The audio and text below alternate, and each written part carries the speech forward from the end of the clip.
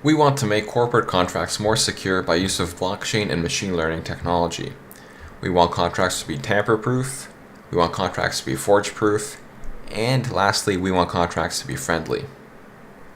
Our solution is this. Instead of signing a contract only on paper, why not import it to the digital world? Then, as an additional security measure, use an encrypted piece of your information, such as tax return information. This information is only accessible to you and your government. Then the signee uses the same information. The information is encrypted and then put into the contract. Then the contract is encrypted again and sent to the blockchain. By sending it to the blockchain, this means that the encrypted version of the contract is stored everywhere and that the contract can't be manipulated once it's signed. In addition, each person that signs the contract gets a special key. This key allows them to download the contract from the blockchain, unencrypt it, and read it. In order to start the front-end application of BlockContracts, you can either run this bash script, run end user bash, or you can run start end user app. Here's the front-end application which we constructed just to test out how BlockContracts works, to test out the machine learning and blockchain capabilities of it. Here's how you create a contract with BlockContracts. So first you have to actually write up the contract yourself and then upload it digitally to your computer. Once you've done that, you can press the Create Contract button. And let's upload the contract to the application. Now as you can see, the machine learning system has actually detected that this contract has ambiguous conditions in it. And the system is warning me that maybe I shouldn't sign this contract, maybe I should have it rewritten. Well, let's ignore this warning for now. So I'm just going to sign this contract.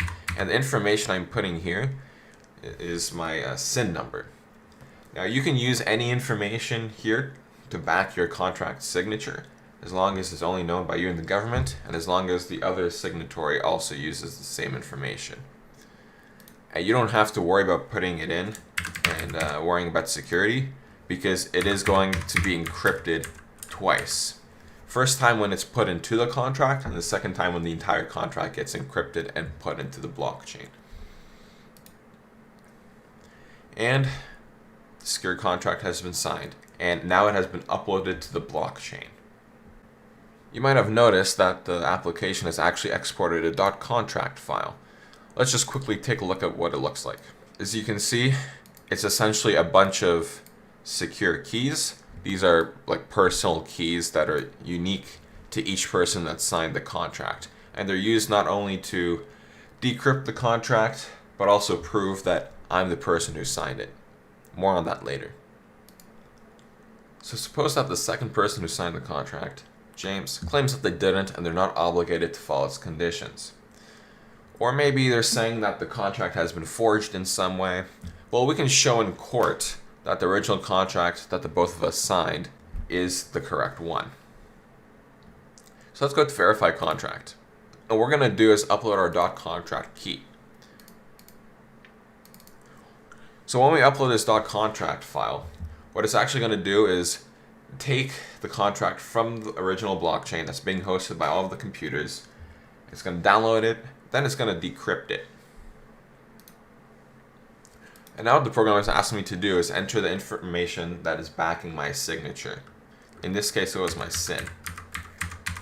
And keep in mind that this signature is encrypted by putting my personal information in that only the government and I know. This will actually decrypt my private signature. And now all the government has to do to see if James also signs the contract is to put in his personal information, in this case his SIN. And now this will be used to try and decrypt the second signature to see if James really signed it. And as you can see, the results are that I signed this contract and James signed this contract. So James can fight me in court, but he can't do much. One last feature is actually downloading the contract from the blockchain. And all we have to do is press the third button over here and upload our .contract file.